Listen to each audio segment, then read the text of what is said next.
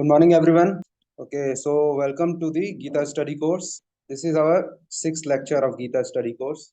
So today's class will be taken by Anmol Shukla sir. So I will request Anmol Shukla sir. Our session number 6, and today we will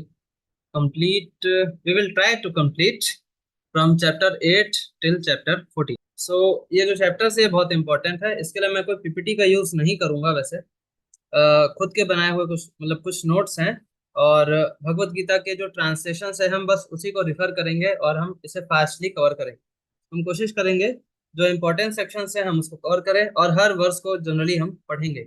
सो आप लोगों ने chapter 8 का verse number 8 तक cover कर लिया है, तो हम उसके आगे का कवर करेंगे। लेकिन चैप्टर 8 स्टार्टिंग कैसे होता है हम इसको लेके आगे चलते हैं।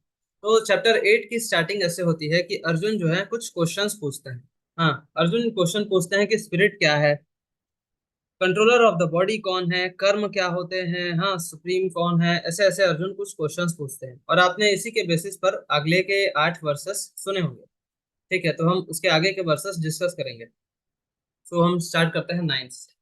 अच्छा, भगवान कृष्ण जो है सबसे पहले इसमें बताते हैं कि जो सोल है वो कैसा है, कौन है। हाँ, उसके बाद भगवान ये बताते हैं कि अब वो सुप्रीम को अटेन कैसे कर सकता है।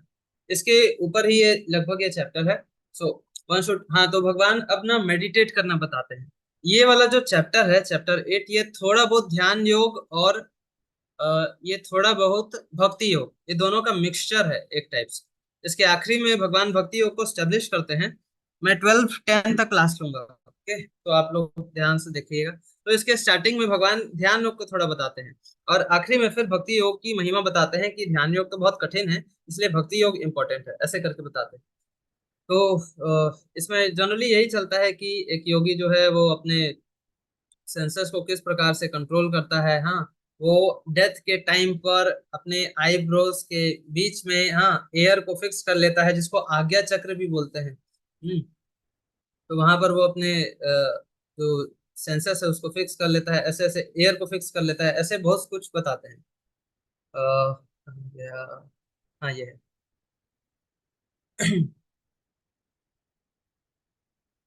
यहाँ से है, इसके अलग अलग टॉपिक्स बटे हुए हैं। हाँ, तो चैप्टर 8 का 9 से 13 रिमेम्बरिंग कृष्णा करके है। इसमें 10 वेज भगवान बताते हैं भगवान को किस 10 तरीके से याद करते हैं। भगवान को कैसे याद करते हैं कि भगवान जो है नोअर है, प्रेजेंट पास्ट फ्यूचर के। भगवान का कभी जन्म नहीं होता है, भगवान सबसे पुराने हैं, भगवान एक एक एटम में बसे हुए हैं। हाँ, स्मॉलेस्ट से स्मॉलेस्ट में। और भगवान जो है एक पर्सन है। और यहाँ पर एक और यूज होता है कि हम उनको कंसीव नहीं कर सकते। जैसे कि हम एक बॉटल को देख सकते हैं, हम सूरज को देख सकते हैं, वैसे ही हम भगवान को कंसीव नहीं कर सकते, लेकिन फिर भी भगवान बोलते हैं कि वो एक पर्सन है। असल में भगवान को कंसीव कंप्लीटली तो नहीं किया जा सकता है, लेकिन कुछ हद तक किया जा सकता है। तो भगवान यहाँ बताते हैं कि मैं कंसीव तो नहीं कर सकते मुझे कोई, लेकिन मैं इम्पर्सनल भी नहीं हूँ। ऐसा भी नहीं है कि मेरा कोई रूप नहीं है, मेरा एक रूप है, ऐसा भगवान यहाँ बताते हैं। Okay, verse number 10। तो भगवान यहाँ पर बताते हैं कि प्रैक्टिस कैसे करना है अब इस योग को। ये ध्यान योग की यहाँ बात चल रही है। हाँ, एक टाइप से अष्टांग योग भी आप इसको बोल सकते हैं, क्योंकि इसमें चक्रों के बारे में है थोड़ा बहुत। तो बताते हैं कि आज्ञा चक्र में, हाँ, जो हमारे माथे में रहती है आईब्रोज के बीच में, यहाँ पर अपने ध्यान को केंद्रित करो, ओम का उच्चारण करो। जितने भी सेंस ग्रेटिफिकेशन आप करते हो, हाँ, उन सब से आप दूर रहो, ऐसे बता रहे हैं। क्योंकि ध्यान योग के लिए अगर आपका माइंड जो है सेंस ग्रेटिफिकेशन में ही भागते रहेगा हमेशा, तो आप कभी भी ध्यान योग प्रैक्टिस नहीं कर पाएंगे।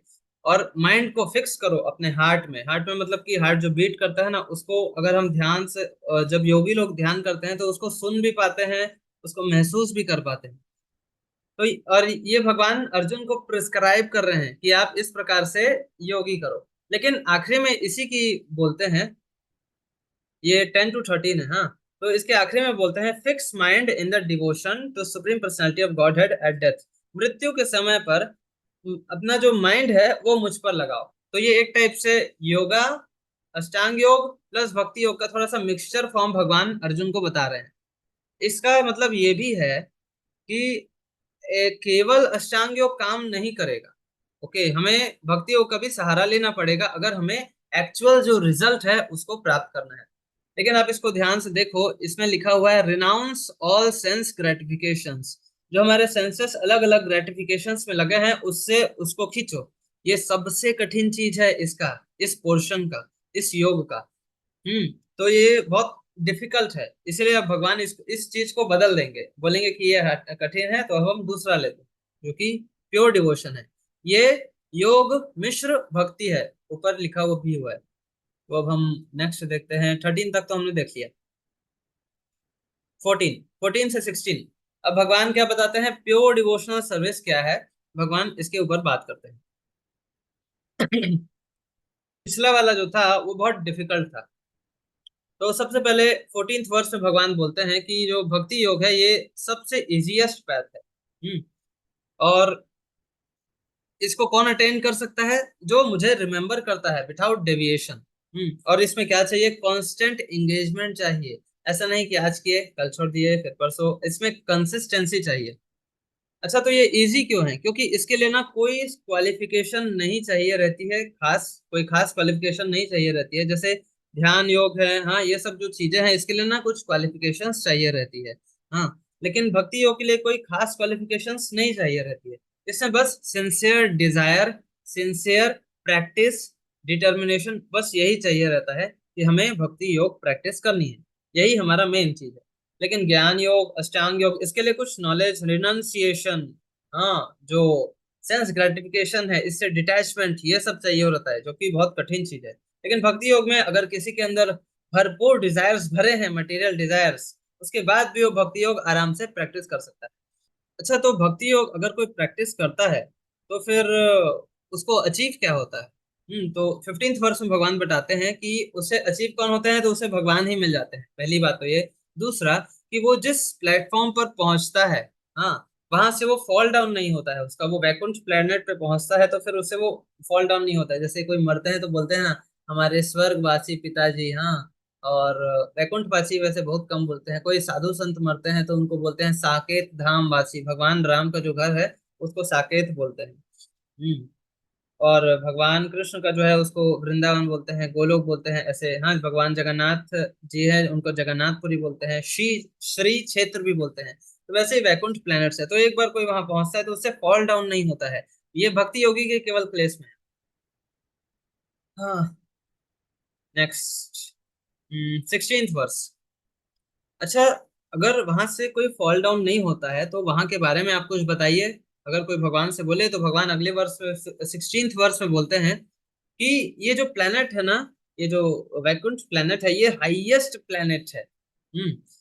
और इस मटेरियल संसार है, मटेरियल वर्ल्ड, इसमें टॉप मोस्ट प्लेनेट से जो लोएस्ट प्लेनेट है, यहाँ पर एक मिजरी पाई जाती है, वो है बर्थ और डेथ।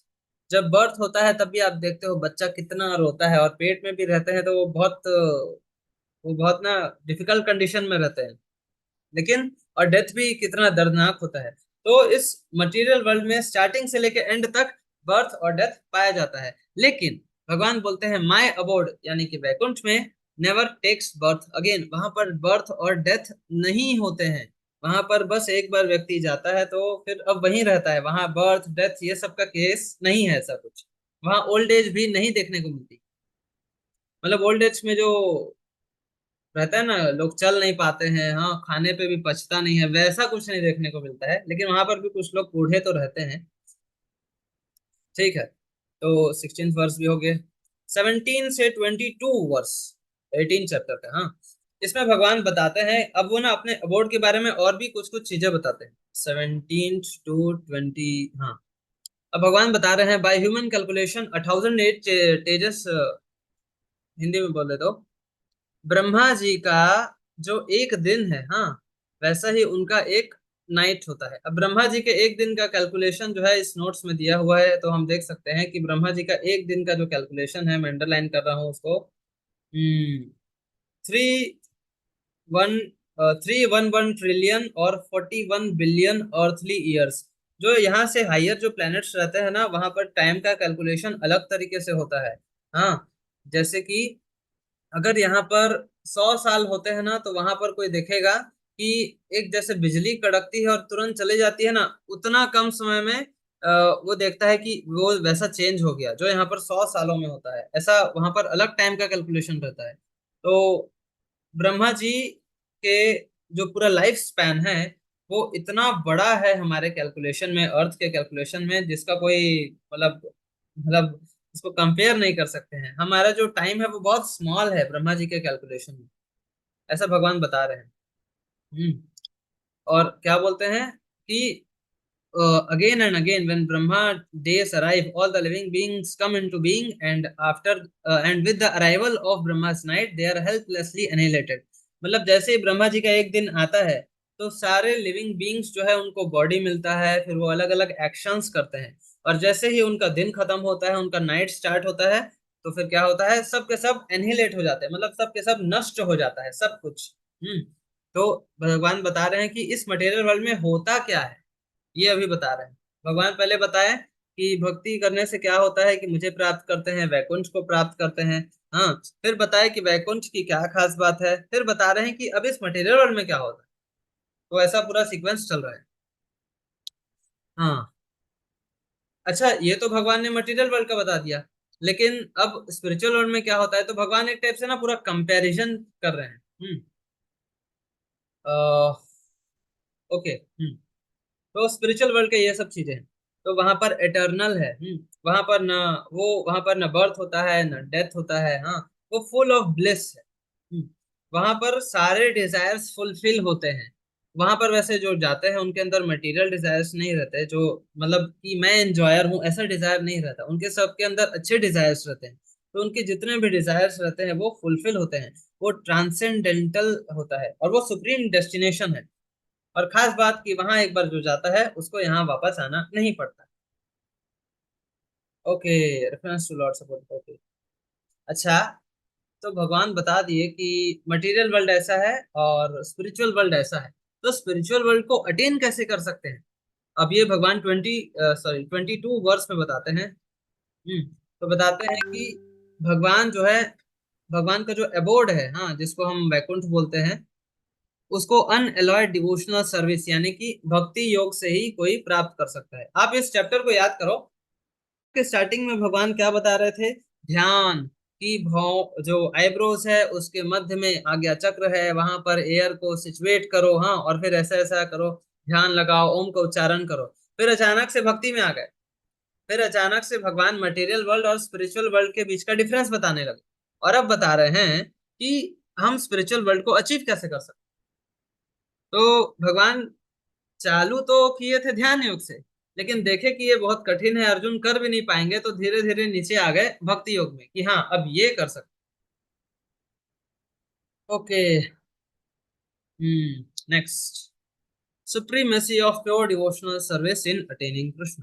तो इस चैप्टर का ही नाम था अटेनिंग द सुप्रीम, कि हम सुप्रीम को कैसे अचीव कर सकते हैं।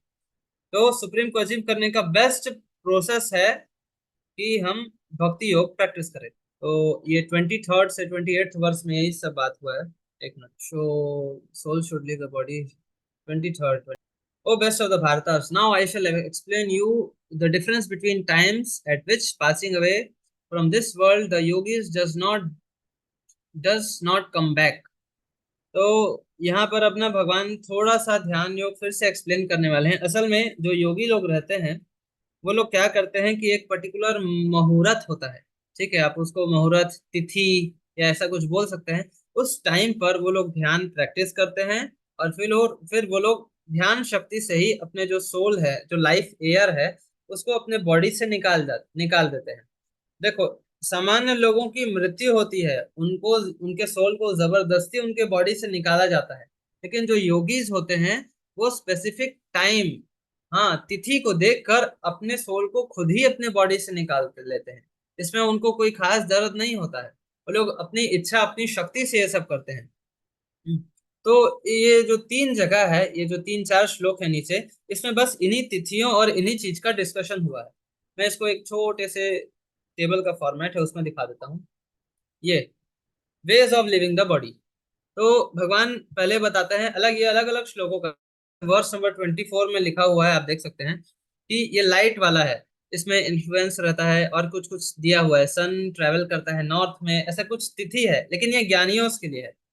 फॉर होम लिखा हुआ है path of yogis and Giani's, ठीक है। अब सेकंड पैथ जो है डार्कनेस का पाथ रहता है, हाँ, इसमें मून, वार्निंग ऑफ मून और 6 months when sun passes to south, इसमें सन जो है साउथ की तरफ जाता है। और ये पैथ किसके लिए है? ये कर्म कांडीज के लिए है, कर्म योगीज के लिए है, ठीक है। अब भगवान वर्ष नंबर 27 में बताते हैं कि ये जो दो मैंने पैथ बताया ना, ये कर्म योग और ज्ञान योग वालों के लिए है, हाँ, ये योगी लोगों के लिए है। लेकिन जो भक्त लोग रहते हैं ना, वो लोग हर टाइम उनका अवेलेबल है, हाँ, उनके लिए कोई ऐसा टाइम शुभ अशुभ वाला नहीं है। वो लोग किसी भी समय पर अपना शरीर छोड़ें, हाँ, तो उनका सुप्रीम डेस्टिनेशन क्या होगा? कृष्ण लोक, वो लोग मेरे धाम को ही प्राप्त करेंगे। और ये किसके लिए है? ये केवल भक्तों के लिए। तो भगवान यहाँ पर भी भक्ति की सुप्रीमेसी को स्टैब्लिश करते हैं। Okay, next verse. तो ये वर्स है 27, 28th वर्स, 28th वर्स इसमें दिया हुआ है बहुत अच्छे से। इस इसमें भी भगवान जो है, हाँ, ये पैथ ऑफ डिवोटीज जो रहते हैं उन्हीं को बताते हैं। इसमें बता रहे हैं कि जो वैदिक सिस्टम है उसमें आप जानते हैं कि 4 वर्ण हैं, 4 आश्रम हैं, 4 आश्रम है, जैसे ब्रह्मचारी है, गृहस्थ है, वानप्रस्थ है, सन्यास है, हाँ। और ये सबसे व्यक्ति धीरे धीरे एलिवेट होते जाते हैं, हाँ। लेकिन जो भक्त लोग रहते हैं, इसका बी पॉइंट देखिए, beauty of Krishna consciousness by one stroke of devotional service one surpasses all the rituals of different ashramas. यानी कि जो भक्त होते हैं वो इन सारे रिचुअल्स जो कि ये लोग ब्रह्मचारी, गृहस्थ, वानप्रस्थ और सन्यासी लोग करते हैं पूरा जीवन भर, भक्त लोग इन सारे रिचुअल्स का बेनिफिट बड़े ही इजीली गेन कर लेते हैं और इनको सरपास भी कर जाते हैं। तो वो लोग सरपास कैसे करते हैं, हाँ, और ये कैसे होता है? तो बताते हैं हाउ। हाउ का आंसर है bye hearing in the association of devotees. हम इसको कैसे प्राप्त कर सकते हैं? अगर हम जो डिवोटीज के एसोसिएशन है, हाँ, उसमें हियर करते हैं तो ही। अच्छा, तो हम जो क्वालिफिकेशन करते हैं, हाँ, एमटेक, बीटेक, पीएचडी, क्या ये है? तो बोलते हैं नहीं नहीं नहीं, how not. Academics qualifications, scholarships, ये सब कोई काम की नहीं, हाँ। अच्छा। तो इस तरीके से ये वाला चैप्टर, 8th चैप्टर खत्म होता है। मैं इसको समराइज करता हूँ। तो भगवान स्टार्टिंग में थोड़ा ध्यान योग बताते हैं कि ऐसे ध्यान करना चाहिए, फिर बताते हैं कि भक्ति योग करना चाहिए, ये सरल है। फिर बताते हैं कि भक्ति योग का फल क्या है। तो व्यक्ति मुझे प्राप्त करता है, मेरे धाम को प्राप्त करता है। तो धाम जाके क्या करेंगे? धाम में बताते हैं कि वहां पर बर्थ, डेथ और इस वर्ल्ड में जो मिजरीज है, इस वर्ल्ड में क्या मिजरीज है? बर्थ है, डेथ है, ओल्ड एज है, डिजीज है, कोरोना है, हाँ, अनएम्प्लॉयमेंट है, पोवर्टी है, हंगर है, कितना कुछ है। अ, इतना सारे जो यहाँ पर मिजरीज है, ये सब का सामना हमें भगवान के धाम में नहीं करना पड़ता। हम्म तो फिर कोई बोलेगा तो उसको अचीव कैसे करना है? तो बोलते हैं कि केवल डिवोशनल सर्विस से अचीव कर सकते हैं। अब बात आती है कि जब डिवोशनल सर्विस से अचीव कर सकते हैं, तो डिवोशनल सर्विस होती क्या है, ये भक्ति योग क्या है और इसको करते कैसे हैं? तो इसी के ऊपर चैप्टर है नेक्स्ट, ये है चैप्टर 9th। अब हम चैप्टर 9th डिस्कस करेंगे।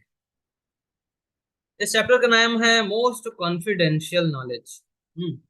ये मोस्ट कॉन्फिडेंशियल नॉलेज है क्योंकि अधिकतर लोग या तो इसके बारे में बहुत कम जानते हैं या फिर नहीं ही जानते।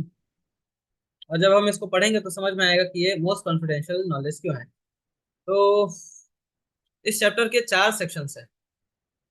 हम पहला सेक्शन देख रहे हैं, हियरिंग, क्वालिफिकेशन एंड डिसक्वालिफिकेशन। तो भगवान इस चैप्टर का स्टार्ट करते हैं, ट्रांसलेशन से मैं पढ़ रहा हूँ। भगवान अर्जुन को बोलते हैं कि अर्जुन, इस अब जो मैं तुम्हें बताने वाला हूँ, ये मोस्ट कॉन्फिडेंशियल नॉलेज है, हाँ। और ये सारे नॉलेजेस का किंग है, सेकंड वर्स में लिखा है, आप देखिए, किंग ऑफ एजुकेशन। ये सारे जो नॉलेज है उसका, जो एजुकेशन है उसका, ये किंग है। ये मोस्ट सीक्रेट है। यहाँ पर एक बहुत अच्छा टेबल बना हुआ है इस पर। हम्म, ये राज विद्या है, हाँ। ओके, हाँ, तो ये राज विद्या है, ये सारे नॉलेजेस का किंग है। और ये मोस्ट कॉन्फिडेंशियल, इसको बहुत कम ही लोग, और ये सारे जो एक्टिविटीज है ये उसमें सारे जो प्योरेस्ट एक्टिविटीज है, हाँ, सारे प्योरेस्ट एक्टिविटीज इसी में है। और कोई बोलेगा कि चलो ये बहुत अच्छा नॉलेज है लेकिन ये कठिन हो सकता है ना, अगर किंग ऑफ नॉलेज है तो ये कठिन होगा इसको परसीव करना, इसको सीखना। तो बोलते हैं कि नहीं, ये कठिन नहीं है, डायरेक्ट परसेप्शन से ही आप इसको सीख सकते हैं। और इससे क्या मिलेगा? आप सेल्फ का रियलाइजेशन कि मैं सोल हूँ, हाँ, आप ये बहुत आसानी से सीख जाएंगे। अच्छा, लेकिन हमको तो धर्म करना है, तो बोलते हैं ये परफेक्शन ऑफ रिलीजन है, ये सभी धर्मों का जो परफेक्शन है ये वो है। तो बोलेंगे कि ये बहुत कठिन होगा ना, अगर इतना सब कुछ है तो कठिन होगा। तो बोलते हैं नहीं, ब्लिसफुल, इसे कोई भी ब्लिसफुल परफॉर्म कर सकता है। इसमें, अच्छा, ये इसको ब्लिसफुल कैसे परफॉर्म कर सकते हैं? तो इसमें हियरिंग है, चैंटिंग है, प्रसादम है, जैसे भगवान का प्रसाद लेते हैं ना, तो वो भी भक्ति है। तो ये सब चीज इसमें करना रहता है। और क्या है? तो इसमें हम सेंसेस को पॉजिटिव इंगेजमेंट्स में लगाते हैं, जैसे ध्यान योग है। ध्यान योग में हमें ध्यान करना पड़ता है, माइंड को कहीं कॉन्सेंट्रेट करना पड़ता है। हाँ, ये बहुत कठिन चीज है, माइंड कॉन्सेंट्रेट बहुत मुश्किल से होता है। लेकिन अगर अब हम माइंड को किसी काम में लगा दें, हाँ, जैसे अगर हम माइंड को किसी क्लीनिंग में लगा दें कि ये टेबल है, इसको क्लीन करना है, या फिर कुकिंग करना है, तो वो फिर उसमें बहुत अच्छे से लग जाता है। तो वैसे ही डिवोशनल सर्विस जो है ये वैसा ही सरल है, इसमें माइंड को पॉजिटिव एंगेजमेंट्स मिल जाते हैं सेंसेस को। इसलिए ये बहुत सरल है। और कोई बोलेगा कि हो सकता है कि ये किसी के लिए हो, किसी के लिए ना हो। हाँ, तो बोलते हैं कि नहीं, एटर्नरी एवर लास्टिंग, ये सभी के लिए हर समय पर उपस्थित है। ऐसा नहीं है कि ये किसी के लिए है, किसी के लिए नहीं है, ये सभी के लिए है और इसे हर समय किया जा सकता है। तो ये तो बहुत अच्छा नॉलेज है, देख के तो बहुत अच्छा लगता है। तो फिर बोलते हैं कि ऐसा कुछ इसका डिस्क्वालिफिकेशन भी है क्या? तो बोल रहे हैं कि फेथलेस, जो फेथलेस है ना वो इसको अटेन नहीं कर सकते, इसके लिए फेथ होना जरूरी है। देखो, फेथ बिना साइंटिफिक होता है, हाँ, फेथ बिना एक नॉलेज, एक रीजन, इसके ऊपर कुछ बेस्ड रहता है। तो फेथ हमें किस चीज पर रखना है? ये हम आगे के वर्सेस में देखेंगे। डेवलपमेंट ऑफ फेथ, फेथ का डेवलपमेंट कैसे होता है? तो भक्ति योग का प्रैक्टिस करते करते ही फेथ का डेवलपमेंट हो। और खास तौर पर अगर मैं बताऊं तो एसोसिएशन ऑफ डिवोटीज, जो भगवान के जो भक्त हैं उनसे एसोसिएट करते करते करते करते हमारा जो फेथ है ये और भी डेवलप होता है। पहले फेथ पूरा डेवलप नहीं होता है, पहले लोएस्ट रहता है, फिर फर्म फेथ होता है, और फिर हाईएस्ट होता है। अब यहाँ से फॉल डाउन नहीं होता। हम स्टार्टिंग में कुछ लोग ऐसा रहता है कि कुछ यहाँ से सुने कुछ भक्त लोगों से, और फिर बाद में कहीं और से किसी और का सुन लिए, हाँ, तो फिर कभी इधर कभी उधर, कभी इधर कभी उधर, तो ये लोग थोड़े से लोअर फेथ वाले हैं। लेकिन जब ये लोग अच्छे से स्क्रिप्चर्स को पढ़ते हैं, जैसे भगवत गीता पढ़ते हैं, तब इनका फेथ थोड़ा स्ट्रांग होता है। हाँ, और फिर ये उसको जब कई सालों तक प्रैक्टिस कर लेते हैं उसी चीज को, तब इनका फेथ जो है बहुत अच्छे से स्टेब्लिश हो जाता है, फिर इन लोग इधर उधर नहीं होते। नेक्स्ट, तो फेथलेस के ये जो पैथ है ये बहुत मुश्किल है, बहुत ही मुश्किल है। तो फिर उसका क्या होता है? फेथलेस का क्या होगा? वो फिर से बर्थ और डेथ, बर्थ और डेथ, बर्थ और डेथ के साइकिल में ही बस घूमते रहेगा, और इसका कुछ नहीं होने वाला है। हाँ, इसलिए हमें भगवत गीता रीड करनी चाहिए, भगवत गीता पढ़नी चाहिए फुल फेथ से, इस फेथ से कि इसमें जो लिखा है वो सही है और ये सुप्रीम है, एटलीस्ट इतना तो होने चाहिए। हाँ, और हम लोग भगवत गीता के स्टार्टिंग में पढ़े थे कि भगवत गीता जानने के पहले जो बेसिक नॉलेज है ये है कि सुप्रीम भगवान कृष्ण है। हाँ, और वो जो नॉलेज यहाँ पर दे रहे हैं ये सुप्रीम है। इतना फेथ अगर है और फिर हम भगवत गीता को एक्सेप्ट करते हैं तो फिर ये हम राइट पैथ पर चल रहे हैं। Okay, nice.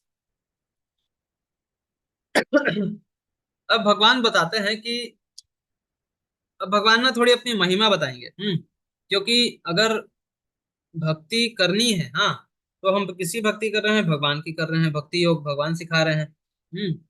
तो अगर भगवान की भक्ति करनी है तो भगवान के बारे में थोड़ा जानना तो होगा ना। तो अब वही भगवान अपने बारे में कुछ बताने वाले हैं।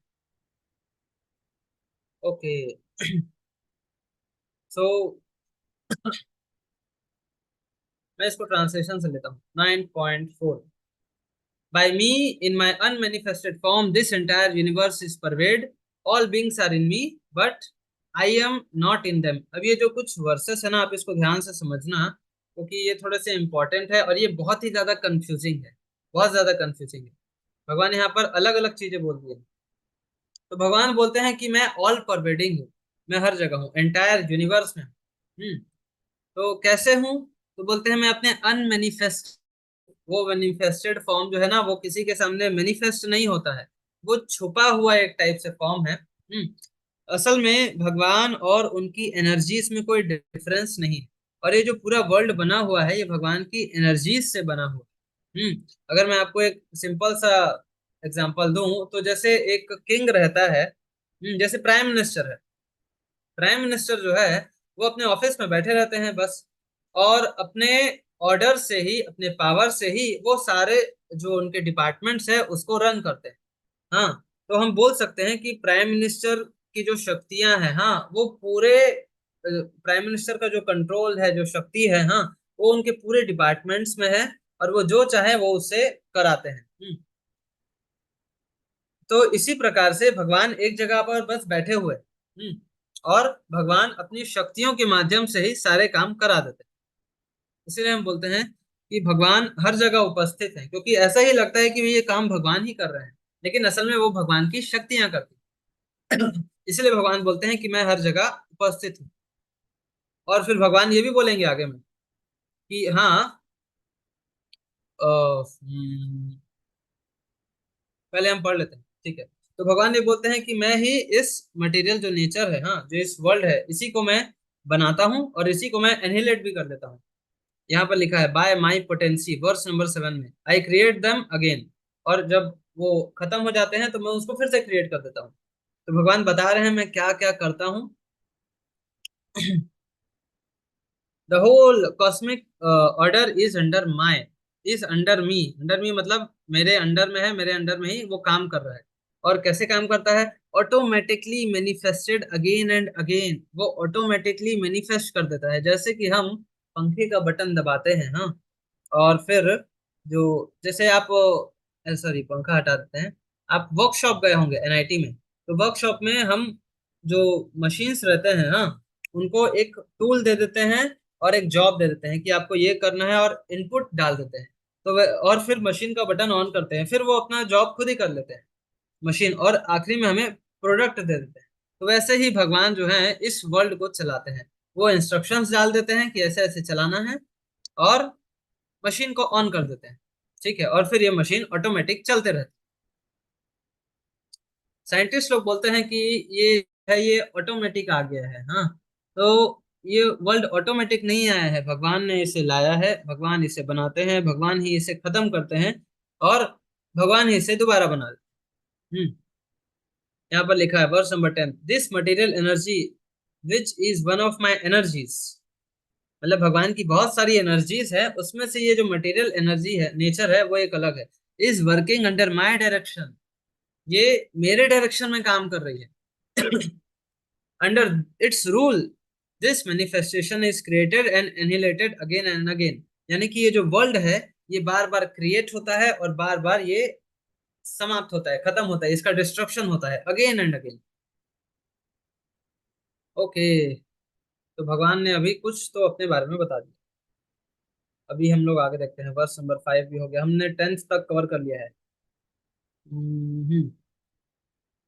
ओके, तो लॉर्ड मेंटेन करते हैं इस वर्ल्ड को, हाँ, क्रिएशन करते हैं, डिस्ट्रक्शन करते हैं, लेकिन भगवान इससे न्यूट्रल बने रहते हैं। जैसे अगर हम कोई चीज को क्रिएट करते हैं, जैसे आप अगर फाइल प्रोजेक्ट बनाएंगे, हाँ, तो आपको लगता है ना कि इसको बहुत अच्छे नंबर मिलने चाहिए, कोई इसकी तारीफ करे, हाँ, या दूसरे लोग इससे अच्छा ना बना ले, हमें ऐसा लगता है, लेकिन भगवान एकदम न्यूट्रल बने रहते हैं। भगवान को कोई फर्क नहीं पड़ता है कि इसका डिस्ट्रक्शन हो रहा है कि क्या हो रहा है, भगवान इससे एकदम अलग बने रहते हैं, और अपने ही अबोर्ड में सिचुएटेड रहते हैं। भगवान इससे अटैच्ड नहीं रहते हैं कि ओहो ये डिस्ट्रॉय हो रहा है, अब मुझे इसे बचाना चाहिए, ऐसा कुछ नहीं रहता। भगवान इससे पूरा अलग रहते हैं। अब वर्स नंबर 11 से 25 में भगवान बताते हैं कि चलो, भक्ति कितनी सरल है स्टार्टिंग में बता दिए, फिर भगवान कैसे हैं अपने बारे में भगवान बता दिए, अब बता रहे हैं कि जो इसे नहीं करते हैं उनका क्या होता है, ठीक है। ये इस चैप्टर का थर्ड पोर्शन है, और एक फोर्थ पोर्शन है आखिरी में, हम उसको देखेंगे। तो जो फूल्स रहते हैं वो लोग भगवान को ऑर्डिनरी ह्यूमन बीइंग मानते हैं। लेकिन भगवान ऑर्डिनरी ह्यूमन बीइंग नहीं है, भगवान ट्रांसेंडेंटल है। हिंदी में बोले तो दिव्य। भगवान दिव्य है। भगवान हमारी तरह जन्म नहीं लेते, भगवान बूढ़े नहीं होते, भगवान को डिजीज नहीं होता हमारी तरह। हालांकि वो पास्ट टाइम में कभी कभी दिखाते हैं कि उनको डिजीज हो गया, सर दर्द हो गया, लेकिन वो हमारी तरह नहीं होता है। हाँ, हम लोग कुछ खाते हैं तो पचेगा कि नहीं ये भी नहीं पता, लेकिन भगवान के साथ ऐसा कुछ नहीं है। हाँ, भगवान के जो क्वालिटीज है वो अनलिमिटेड है, और हमारे क्वालिटीज बहुत ही कम है, बहुत ही ज्यादा लिमिटेड है। हम्म। तो ये जो फूल्स रहते हैं ये क्या जानते हैं, मतलब ये लोग क्या नहीं जानते हैं। ये लोग ये नहीं जानते हैं कि भगवान की जो एक्टिविटीज है ये बहुत कॉन्फिडेंशियल है, उनकी बहुत सारे एनर्जीज है, उनकी बॉडी हमेशा ब्लिस और नॉलेज से भरी रहती है। भगवान ही सुप्रीम प्रोप्राइटर है, सब कुछ भगवान का ही है, भगवान ही लिबरेशन दे सकते हैं। भगवान की अलग अलग एनर्जीज है जिससे ये वर्ल्ड चलती है। भगवान इनफाइनाइट और स्मॉल, ये दोनों को कंट्रोल करते हैं। बड़े से बड़ा चीज, छोटे से छोटा चीज भगवान के कंट्रोल में है, लेकिन फिर भी भगवान इससे अलग रहते हैं। अभी तक हमने जो वर्सेस पढ़े वही सब है ये। Hmm. Okay, next, verse number 12। तो ऐसे लोगों का क्या होता है। तो इनका होप फॉर लिबरेशन, इनके फ्रूटिव एक्टिविटीज और कल्चर ऑफ नॉलेज, अगर ये लोग कुछ भी करें इनका कुछ नहीं हो सकता है। यानी कि ये लोग कर्मी बने, मतलब कर्म योग करे, ध्यान योग करे या भक्ति योग करे, इनका कुछ नहीं हो सकता है, क्योंकि इन लोगों ने मेन जो भगवान है, हाँ, उन्हीं से, उन्हीं पर ये लोग विश्वास नहीं करते। हाँ, उन्हीं को ये सामान्य पुरुष मान। नेक्स्ट। ये तो नॉर्मल है। 13 से 14। अब भगवान बता रहे हैं, जो अभी उनके बारे में बता दिए जो लोग विश्वास नहीं करते। अभी जो लोग विश्वास करते हैं उनकी बात क्या है, तो बता रहे हैं महात्मा लोग कौन होते हैं। तो महात्मा लोग भगवान, ये वो लोग हैं जो भगवान को भगवान मानते हैं। ये लोग सामान्य पुरुष नहीं मानते भगवान को। तो ये लोग भगवान की जो डिवाइन एनर्जी है, भगवान ने बताया था मेरी कई एनर्जीज है, उसमें एक मटेरियल एनर्जी है और यहाँ पर एक डिवाइन एनर्जी की बात चल रही है। तो भगवान की जो दैवी प्रकृति है, हाँ, जो डिवाइन एनर्जी है उसकी प्रोटेक्शन में रहते हैं ये लोग, इनको प्रोटेक्शन प्राप्त रहता है। जैसे बॉडीगार्ड रहता है ना, वैसे ही इनको प्रोटेक्शन रहता है। और इनका जो अटेंशन है वो कभी भी भगवान से डाइवर्ट नहीं होता। हाँ, कभी भी ये लोग डिस्टर्ब नहीं होते किसी भी चीजों से। हम्म। असल में भगवान ये महात्मास का क्यों बता रहे हैं, ये इसलिए बता रहे हैं। अभी हमने कई बार सुन लिया है कि एसोसिएशन ऑफ डिवोटीज बहुत इंपॉर्टेंट रहता है। एसोसिएशन ऑफ डिवोटीज बहुत फेवरेबल है, हाँ, भक्ति योग के लिए। और फेथ हम कैसे डेवलप करते हैं, भगवान ने एकदम स्टार्टिंग में बताया था कि फेथ बहुत इंपॉर्टेंट है। ये क्वालिफिकेशन है इस चीज का, कि सिंसियर हो, फेथ वाला हो, डिटरमाइन हो। हाँ, ये बहुत क्वालिफिकेशन है भक्ति का। तो अगर हमें फेथ चाहिए तो हमें कैसे चाहिए, हमें जो डिवोटीज है उनसे एसोसिएट करना है। तो अभी भगवान बता रहे हैं कि डिवोटीज होते कैसे हैं। तो वो लोग always engage in chanting the glories of the lord. हाँ, वो लोग हमेशा भगवान के जो गुणगान है, जैसे नारद मुनि जी को आप देखो, वो हमेशा नारायण नारायण करते रहते हैं। तो वैसे जो डिवोटीज रहते हैं, हाँ, ये लोग महात्मास कहलाते हैं। इनके अंदर बहुत ग्रेट डिटर्मिनेशन होता है, हाँ, भगवान की डिवोशनल सर्विस के प्रति। ये लोग भगवान को प्रणाम करते हैं और भगवान की पूजा करते हैं। तो इन्हें कहते हैं महात्मास, और यही है डिवोटीज जिन्हें हमें, जिनसे हमें एसोसिएट करना चाहिए। अब भगवान बताते हैं कि ये तो महात्मा लोग हैं जो मेरे डायरेक्ट पूजा करते हैं, ठीक है। अभी कुछ ऐसे भी हैं जो इनडायरेक्ट करते हैं। तो इनडायरेक्ट वाले कौन है, यहाँ पर एक बहुत अच्छा टेबल बना हुआ है ये। 3 levels of Krishna's worship, Krishna worshippers. Mahatmas topmost, जो अभी हमने पढ़ा है। चार टाइप के सुकृति हम लोग चैप्टर 7 में पढ़े थे। हाँ, जिसको धन की चाहत होती है, हाँ। जो थोड़ा सा दुखी रहते हैं, जो सुख चाहते हैं, आर्थो अर्थार्थी, जिज्ञासु जो थोड़े जिज्ञासु होते हैं, और थोड़े जो ज्ञानी रहते हैं, ये 4 टाइप के, हाँ। और 3 टाइप के ज्ञानीस। तो ये 3 टाइप के ज्ञानी क्या रहते हैं, अरे उतना इंपॉर्टेंट नहीं है लेकिन मैं बता दे रहा हूँ। ये ज्ञान योगी वाले लोग हैं, हाँ, ये भक्ति योगी वाले नहीं है। ये लोग खुद ही को भगवान मान के पूजा करने लग जाते हैं। और कभी कभी क्या करते हैं कि भगवान तो कृष्ण है, लेकिन ये लोग कोई और ही फॉर्म बना देते हैं, कोई मूर्ति, और बोलते हैं कि ये सुप्रीम है। हाँ, प्रकृति की भी पूजा करने लग जाते हैं कि ये नदी है, हाँ, या फिर ये पत्थर है, ये हमारे गांव की रक्षा करते हैं, हाँ, ये ऐसे, तो ये वाले हैं। या फिर भगवान के यूनिवर्सल फॉर्म को एक्सेप्ट करते हैं, जो कि दिखते नहीं। तो ये लोग ज्ञानी रहते हैं।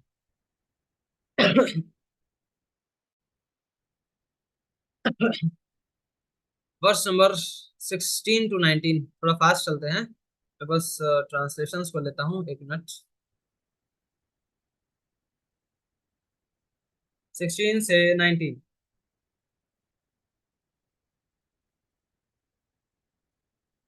देखो, भगवान ने अभी बताया कि तीन टाइप के ज्ञानी थे, ठीक है, जो भगवान को इनडायरेक्टली वर्शिप करते हैं। ज्ञानी लोग भी भगवान को इनडायरेक्टली वर्शिप करते हैं। कौन कौन है?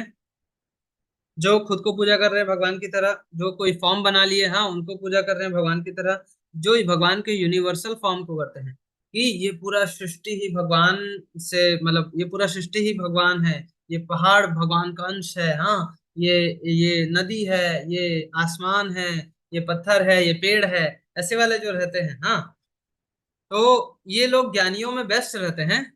अब भगवान ना बताएंगे कि ये जो ज्ञानी वाले जो रहते हैं ना, ये लोग मेरी इनडायरेक्ट पूजा कर कैसे रहे हैं, और ये लोग कितने अच्छे हैं, हाँ, बुरे हैं या ऐसे कैसे हैं, ये सब भगवान अभी बताने वाले हैं अगले वर्सेस में। वर्स नंबर 16 से 19। तो भगवान बता रहे हैं कि जो सेक्रीफाइस रहते हैं, यज्ञ रहता है, इसमें जो रिचुअल्स होते हैं, ये भी भगवान से ही है। सेक्रीफाइस जो यज्ञ होते हैं, ये भी भगवान से ही है। जो हम पितरों को तर्पण करते हैं, ये भी भगवान को ही रहता है, इनडायरेक्टली भगवान को ही जाता है। जो फायर है, ये भी भगवान की ही एनर्जी।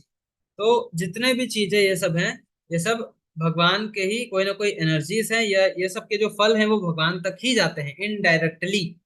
हम्म। आगे बताते हैं कि भगवान ही mother, father, support, grand desires, grandsires, ये सब को भगवान ही, ये सब कहाँ से आते हैं? भगवान बताते हैं ना कि सारे जीव उन्हीं के पार्ट एंड पार्सल हैं, तो ये सभी भगवान के ही पार्ट एंड पार्सल्स हैं। भगवान ही क्रिएटर है, भगवान ही सपोर्ट करते हैं। ओमकार जो यूज होता है वेदों में, हाँ, वो भी भगवान का ही ट्रांसेंडेंटल साउंड, मतलब भगवान का ना साउंड रिप्रेजेंटेशन है एक टाइप से, वो भी। और सारे वेदों में ओमकार यूज होता है, तो सारे वेदों को पढ़ना, उनका जो फल है एक टाइप से, वो पूरा भगवान को ही जानना, भगवान को ही समझना, और भगवान पर ही सिचुएटेड है एक टाइप से। इन वर्सेस में ना भगवान बस ये बता रहे हैं कि हे ज्ञानी लोग, आप लोग जो इतना सब कुछ करते हो ना, ये सब इनडायरेक्टली मेरे ही पास आता है। ये भगवान यहाँ पर स्टेब्लिश कर रहे हैं। All the terms mentioned in the translation. Okay, जाने दो। अब कोई बोले कि हम तो डेमीगॉड वर्शिप करते हैं, हम देवताओं को पूजा करते हैं, हाँ, शनि देव, शनि देव, हाँ, और कौन से करते हैं? सूर्य देव, हाँ, शनि देव, सूर्य देव, राहु केतु हाथ में पहने रहते हैं पूरा अंगूठी, तो भगवान उसके बारे में बता रहे हैं। तो भगवान इसमें बताते हैं कि जो देवताएं जो रहते हैं, ये लोग की पूजा जब करते हैं, देवताओं को कैसे पूजा करते हैं? यज्ञ से करते हैं, हाँ। तो यज्ञ जब करते हैं देवताओं के लिए, या उनकी जो भी पूजा करते हैं, तो उसका जो फल है वो इनडायरेक्टली भगवान तक ही जाता है। हम ट्रांसलेशन पढ़ते हैं, फटाफट होगा वहां से। और एक minute. Verse number 20, 21। Those who study Those who study the Vedas and drink the Somras, Som juice, seeking the heavenly planets, worship me indirectly। मतलब भगवान बता रहे हैं, जो वेदों को पढ़ते हैं, हाँ, जो ये सब यज्ञ करते हैं, हेवनली प्लैनेट, स्वर्ग जाना चाहते हैं, ये लोग इनडायरेक्टली मेरी ही वर्शिप कर रहे हैं। Purified of sinful reaction, they take birth on the pious heavenly planets of Indra, where they enjoy godly delights. तो बता रहे हैं ऐसे लोग मेरी इनडायरेक्ट पूजा करते हैं ना, इसलिए मेरे अबोर्ड को अचीव नहीं करते हैं। ये लोग देवताओं के अबोर्ड को अचीव करते हैं। देवताओं के अबोर्ड को अचीव करने का एक नुकसान है, वो वर्स नंबर 21 में लिखा है। They return to this mortal planet again. बता रहे हैं कि एक बार हम स्वर्ग जाते हैं या फिर हम उसके हायर प्लैनेट्स में जाते हैं तो हमें फिर से इसी प्लेनेट में, अर्थली प्लेनेट में वापस आना पड़ता है। हाँ। और फिर बता रहे हैं वर्स नंबर 21 में, thus those who seek sense enjoyment, जो सेंस एंजॉयमेंट सीख करते हैं, हाँ, जो देवताओं की पूजा करते हैं, वो भी भगवान की इनडायरेक्ट पूजा कर रहे हैं। ये लोग फिर से बर्थ डेथ के साइकिल में फिर से ये लोग घूमते रहते हैं, घूमते रहते हैं। इनको कोई जो ड्रीम डेस्टिनेशन है, जो भगवान का प्लेनेट है, वो प्राप्त नहीं होता है। अब चलो, भगवान का प्लेनेट तो प्राप्त नहीं होता है, तो जो भक्ति करते हैं उनका क्या होता है, तो अब बता रहे हैं। But those who always worship me with exclusive devotion, meditating upon my transcendental form, to them I carry what they lack and I preserve what they have. Those devotees of other gods and who worship them with faith actually worship me only, O son of Kunti, but they do so in the wrong way. ये बता रहे हैं कि जो देवताओं की पूजा करते हैं, अलग अलग देवताओं की पूजा करते हैं, वो लोग मेरी ही वर्शिप करते हैं इनडायरेक्टली, लेकिन गलत तरीके से। नेक्स्ट,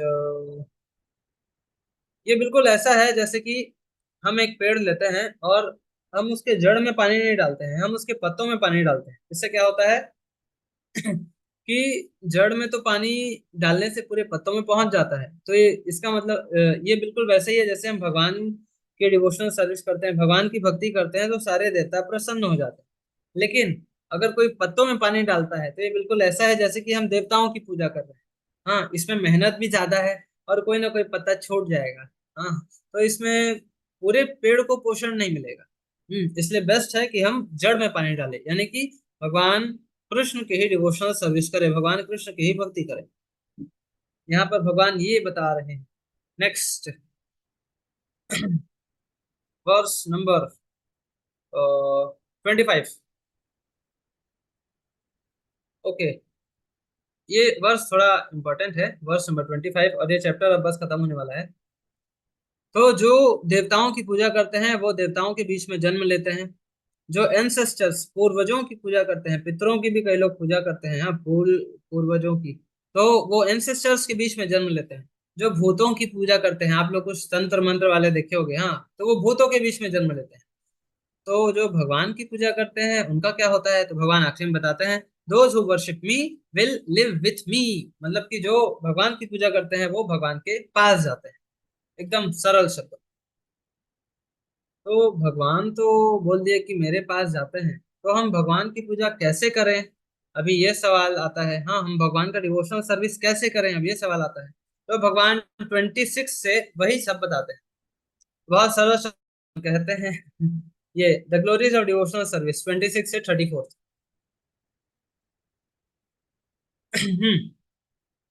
26 वर्ष में भगवान बताते हैं कि जो इंटेलिजेंट पर्सन है वो मेरे डिवोशनल सर्विस करता है, पहली बात तो ये। और दूसरी कि ये बहुत सरल है। सरल क्यों है, भगवान बोलते हैं कि अगर कोई मुझे लव से, with affection, leaf, fruit, water, flower, बस इतना ही देता है तो मैं उससे खुश हो जाता हूँ। और ये सब तो बड़ी आसानी से मिल जाता है, भगवान तो कोई कठिन चीज मांग नहीं रहे हैं। हाँ, देखो यहाँ पर देसी घी भी नहीं मांग रहे हैं या बहुत हाई फाई चीज मांग नहीं रहे हैं। लीफ, पत्ता, फ्लावर, फ्रूट और वाटर, अगर कोई ये ही प्रेम पूर्वक, यहाँ पर एक शब्द यूज कर दिए भगवान, प्रेम पूर्वक, हाँ, लव से अगर भगवान को ऑफर करता है तो भगवान उससे बहुत ही खुश हो जाते हैं। इसी हाँ, इसीलिए जो भक्ति है ये बहुत ही सरल है। कंपेयर टू अदर प्रोसेसेस अगर हम देखें तो एक में तो बहुत ध्यान करना पड़ रहा है, माइंड को कंसंट्रेट करना पड़ रहा है। और कर्म योग में ऐसा है कि कर्म तो करना है लेकिन फल की इच्छा नहीं करनी है, जो कि हम कर नहीं सकते, क्योंकि हम तो कर्म ही इसलिए करते हैं कि हमें फल मिले। हाँ, मतलब कर्म योग तो हम कर नहीं पाएंगे, और ध्यान योग, माइंड कंसंट्रेट भी हम कर नहीं सकते। तो सबसे सरल है भक्ति योग। हम्म। नेक्स्ट, अभी भगवान ना अपना थोड़ा डिमांड बढ़ा देंगे, देखना। अभी तो बोले ये सब, अब भगवान बोलते हैं 27वें वर्ष में कि अभी और भी कुछ तुम्हें मुझे ऑफर करना है। क्या? वॉट एवर यू डू, तुम कुछ भी करते हो वो मुझे ऑफर करो। वॉट एवर यू ईट, वो मुझे ऑफर करो। वॉट एवर यू ऑफर और गिव अवे, वो सब मुझे ऑफर करो। What ever austerity you perform, जो भी यज्ञ पूजा जो भी करते हो वो सब मुझे ऑफर करो। इसका इसका एक्सप्लेनेशन ऐसा है कि ईट जब बोले भगवान कि जो भी तुम खाते हो वो ऑफर करो, इसका मतलब तुम प्रसाद खाओ, क्योंकि हम भगवान को देते हैं, भगवान हमें वापस देते हैं, तो वो प्रसाद हो जाता है। जो भी हम करते हैं रिलीजियस ड्यूटी जैसे हम करते हैं, अगर हम उसके फल को भगवान को अर्पित करते हैं तो वो वर्क भी हम भगवान के लिए ही किए एक टाइप से। तो जो भी हमने किया हमने उसे भगवान को अर्पित किया, कुछ अंश अर्पित करते हैं, पूरा तो नहीं कर सकते। और ऑस्टेरिटी, भगवान बोलते हैं ना कि जो भी ऑस्टेरिटी तुम परफॉर्म करते हो वो सब मेरे लिए करो, जैसे कि जन्माष्टमी को। और सबसे बड़ी ऑस्टेरिटी तो कलयुग में यही है कि हम भगवान के नाम का जप करें। भगवान के नाम का जप करना कलयुग में हाईएस्ट ऑस्टेरिटी है।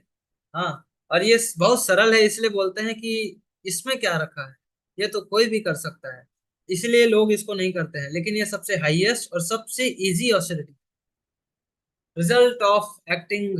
हाँ, वर्स नंबर 28। ये सब करने से मिलेगा क्या? इतना सब तो आप बोल दिए कि ये सब करना है, तो बोलते हैं कि ये सब करने से लिबरेशन मिलेगा। हाँ, और तुम मेरे पास आ जाओगे, मतलब मेरे धाम आ जाओगे। नेक्स्ट, मेरे ख्याल से हम 12th चैप्टर तक ही कवर कर पाएंगे, देखते हैं। ओके। अगर कोई बोले कि भगवान आप बोल रहे हो कि ये सब करने से हाँ आपके कोई धाम आ जाए, तो बोले कि तो आप तो भेदभाव कर रहे हो। हाँ, जो ये सब करता है आप उसको अपनी धाम बुला लेते हो, और जो ये सब नहीं कर रहा है आप उसके साथ गलत कर रहे हो। लेकिन सारे सोल्स तो आप ही के बच्चे हैं ना, आपको सबको अपने धाम बुलाना चाहिए। तो भगवान बोलते हैं कि नहीं नहीं, मैं पार्शियल नहीं हूँ, मैं भेदभाव नहीं करता, मैं सबके प्रति इक्वल हूँ। ये जो प्रोसेस है ये सभी के लिए ओपन है। हाँ, अब जो इसको करना चाहे वो कर सकता है, हाँ, और जो इसे नहीं करना चाहे वो नहीं कर सकता है। भगवान ऐसे बोलते हैं कि जैसे क्लाउड जो है ना, वो हर जगह बारिश करता है। बारिश तो क्लाउड, जहाँ जितना बड़ा क्लाउड है वहां पर पूरी जगह बारिश करता है। लेकिन अगर कोई व्यक्ति छाता लगाकर रखा हुआ है तो वो नहीं भीगेगा, इसमें उसकी गलती है। जब भगवान समझा रहे हैं। Verse number 29, sorry 30। अगर कोई बोलता है कि चलो आप इतना सब कुछ बोल दिए और आप पार्शल भी नहीं हो, लेकिन अगर मैं इसे पूरा नहीं कर पाया, हाँ, या फिर मेरे से कुछ गलती हो गई तो क्या? तो भगवान बोलते हैं कि अगर मान लो कुछ गलती भी हो जाती है, even if one commits the most abominable action, कोई बहुत बड़ा पाप भी कर देते हैं, हाँ, लेकिन फिर भी मेरी भक्ति में लगे हुए हैं। कोई बहुत बड़ा पाप कर देते हैं, गड़बड़ी कर देते हैं, हाँ, फिर भी मेरी भक्ति को दृढ़ता पूर्वक डिटर्मिनेशन से कर रहे हैं, तो आप प्यूरिफाई हो जाओगे। आपने जो गलती की है, जैसे किसी व्यक्ति का सिगरेट पीने का बहुत पहले से और उसको अभी पता चला है अरे ये तो बहुत बड़ा पाप है और मुझे भक्ति करनी चाहिए, और वो भक्ति कर रहा है, तो वो आदत जो है वो एक दिन में तो जाएगा नहीं। हाँ, आज से भक्ति चालू, आज से भगवान को प्रसाद खाना चालू कर दिए, सब कुछ ऑफर करना चालू कर दिए, हाँ, लेकिन आज से तो सिगरेट छोड़ जाएगा नहीं एक दिन में। तो भगवान बोलते हैं कि अगर कुछ गड़बड़ी है भी ना, तो मेरी भक्ति करते करते वो जो डिवोटीज है वो प्योर हो जाते हैं। तो मतलब कोई भी कर सकता है क्या इसको? तो बोलते हैं कि हाँ, जो एकदम लोएस्ट से लोएस्ट बर्थ वाले हैं, हाँ, वो लोग तक कर सकते हैं। यहाँ पर देखो यूज किए गए हैं वुमेन, वैश्य और शूद्र, ये तीन को बहुत ना लोएस्ट बर्थ बोल रहे हैं भगवान। इसका कारण आप समझो। वुमेन को इसलिए बोल रहे हैं क्योंकि हमेशा उनको ना जो अपने लाइफ है वो डिपेंडेंट पर ही रहना पड़ता है। हाँ, जब वो छोटी रहती हैं तो उनको अपने माता पिता के संरक्षण में रहना पड़ता है, तो उनके अनुसार चलना पड़ता है, वो अपने इंडिपेंडेंस वहां पर नहीं कर सकती। और फिर शादी के बाद फिर ससुराल के हिसाब से चलना पड़ता है, तो वो इंडिपेंडेंटली भक्ति नहीं कर सकती। एक टाइप से, हाँ, कि वो बोले कि मुझे ये करना है, तो और घर वाले मना कर दिए तो क्या कर लेंगे, घर वालों का सुनना पड़ेगा। तो ये उतना अच्छा कोई बर्थ नहीं माना जाता, थोड़ा डिपेंडेंट ये बर्थ है। वैश्य मर्चेंट्स जो लोग बिजनेस करते हैं वो लोग जाने अनजाने में बहुत पाप करते हैं। हाँ, बिजनेस करते हैं वो लोग जाने अनजाने में बहुत पाप करते हैं, कहीं गलत जगह पैसा खर्च कर देंगे, हाँ, और उनके अंदर बहुत सारे दोष भी आ जाते हैं, जैसे सिगरेट, शराब, गैम्बलिंग, ये सब बहुत बड़े बिजनेसमैन के ही अंदर आते हैं। शूद्र लोग जो वर्कर्स रहते हैं, इन लोगों को भी किसी के अंडर में वर्क करना पड़ता है, और उसके अंडर में वर्क करना पड़ता है तो कभी डे शिफ्ट, कभी नाइट शिफ्ट, हाँ, कभी, जैसे कि अगर कोई ब्राह्मण है लेकिन वो अगर किसी होटल में वेटर का जॉब करता है तो उसको नॉनवेज भी सर्व करना पड़ जाएगा, तो ये तो कोई अच्छा नहीं है। हाँ, तो मतलब ये कोई अच्छा जन्म तो नहीं रहा ना। इसलिए भगवान बोलते हैं कि अगर कोई कितना भी बुरे से बुरा, एकदम नीचे से नीचे लेवल का भी अगर कोई उसको बर्थ मिला है, यहाँ पर भगवान लिखे हैं लोअर बर्थ, हाँ, लोअर बर्थ, तो अगर बहुत नीचे से नीचे बर्थ भी मिला है ना, तब भी वो सुप्रीम डेस्टिनेशन को अचीव कर सकते हैं। तो अगर नीचे से नीचे बर्थ वाले भी अचीव कर सकते हैं, तो जो टॉप मोस्ट वाले हैं उनकी तो क्या बात। ऐसा भगवान बता रहे हैं 33rd वर्ष में। भगवान बता दिए, तो आखिरी में एक बार ना समराइज करते हैं कि करना क्या है। तो 34th वर्ष में भगवान समराइज करते हैं। Hmm. Hmm. How to worship Krishna directly, 34th वर्ष में भगवान समराइज कर रहे हैं, engage your minds always in thinking of me. अपने माइंड को हमेशा मेरे सोच में डालो। कैसे डालना है, तो भगवान को देखना है, भगवान का दर्शन करना है, भगवान के, मतलब अपने बॉडी माइंड एक्टिविटीज को, भगवान के जो एक्टिविटीज है, भगवान का भगवत गीता पढ़ना, रामायण महाभारत देखना, हाँ, दूसरों को इसके बारे में बताना, हम्म, ये सब इस तरीके से हम माइंड को भगवान के में इंगेज कर लेते हैं, और अपना पढ़ाई भी कर सकते हैं और अपने डेली जो ड्यूटीज है उसे भी कर सकते हैं। भगवान के एक्टिविटीज इतने ज्यादा अट्रैक्टिव हैं कि हम कुछ समय ही अगर उसे पढ़ते हैं या लर्न करते हैं, तो वो बहुत ज्यादा समय तक हमारे माइंड में स्टोर रहती है, और वो बार बार आते रहते हैं, रिवीजन होता है, माइंड उसका खुद ही रिवीजन करते जाता है। तो भगवान बोलते हैं अपने माइंड को मेरे में लगाओ, मेरे भक्त बनो। कैसे, एसोसिएशन ऑफ डिवोटीज से, बहुत सरल चीज है। मुझे प्रणाम करो, ऑफर ओबेसेंसेस ऑन मी, और वर्शिप करो मुझे, ठीक है। तो ये चीजें भगवान बताते हैं, सरल। चैप्टर 10, चैप्टर 10 हम 2 मिनट में खत्म कर देंगे, और चैप्टर 11 भी, बस हम ट्रांसलेशन से जाएंगे। भगवान बोलते हैं कि अब आप ना मेरे ना कुछ ओपुलेंस के बारे में जानो। हम्म। और बोलते हैं कि ये जो ओपुलेंस है ना, मेरी जो महिमा है, मेरी जो शक्तियां हैं, जो मेरी महिमा है, ये ना डेमी गॉड्स, बड़े बड़े जो फिलोसोफर्स हैं, डेमी गॉड्स हैं, ये तक नहीं जान सकते हैं। ऐसा भगवान सेकंड वर्स में बताते हैं। थर्ड वर्स में बताते हैं कि मैं अनबॉर्न हूँ, मैं बिगनिंगलेस हूँ, हाँ, और जो जिस जिन लोगों में सिन से फ्री रहते हैं, मतलब जो मेरे डिवोटीज हैं, केवल वही मुझे जान सकते हैं, जो अनडिल्यूटेड रहते हैं, हाँ, यही लोग मुझे जान सकते हैं। अब भगवान बताते हैं वर्स नंबर 4th और 5th में, इंटेलिजेंस, नॉलेज, हाँ, ये सब ऐसे बहुत सारे जो क्वालिटीज है, बहुत अच्छे अच्छे क्वालिटीज, हाँ, non violence, satisfaction, charity, fame, ये सब चीजें जो हैं, control of mind, control of senses, truthfulness, forgiveness, qualities जो है ये सब मेरे से ही आते हैं। इस पूरे चैप्टर में केवल वही हुआ है कि भगवान बताते हैं कि क्या क्या चीजें मेरे से आती हैं, क्या क्या चीजें मेरे से ही क्रिएटेड है, मैंने ही उन्हें बनाया है। तो मैं इसका एक पूरा आपको चार्ट दिखा देता हूँ, उस चार्ट से ही ये पूरा जो चैप्टर है वो समराइज हो जाता है। अच्छा, हाउ टू अंडरस्टैंड कृष्णा, इस चैप्टर के कुछ कुछ चीजें हैं, हाँ। तो हम भगवान को भगवान के फेवर से ही समझ सकते हैं, भगवान के मर्जी से समझ सकते हैं। और वो भी भक्त लोग ही समझ सकते हैं, जो भगवान के डिवोटीज हैं। तो अभी तो हम भक्त बने नहीं हैं, लेकिन जो भक्त हैं, जो भगवान की भक्ति योगा को प्रैक्टिस करते हैं, अगर हम उनसे पूछेंगे तो वो हमें बताएंगे। तो ये बहुत सरल मेथड है, और भगवान तो बताए ही हैं 9th चैप्टर में कि महात्मा लोग कैसे होते हैं। 3rd verse, okay, 4th verse, fifth. तो ये सारे क्वालिटीज जो मैंने बताए, ट्रूथफुलनेस, ये सब भगवान से ही आते हैं। और सभी भक्तों में ये सब पाए जाते हैं। हम्म, ये 4 श्लोक हैं कुछ, वर्ष नंबर 8 से 12, 8, 9, 10, 11 तक। ये बहुत इंपॉर्टेंट है। इसको मैं जल्दी से समझा देता हूँ। वर्ष नंबर 8 से, I am the source of spiritual and material world. भगवान स्पिरिचुअल वर्ल्ड और मटेरियल वर्ल्ड सभी के सोर्स हैं, सब कुछ भगवान से आता है। और जो इस चीज को जान जाता है, वो भगवान के डिवोशनल सर्विस को एक्सेप्ट करता है और उनकी सेवा करता है।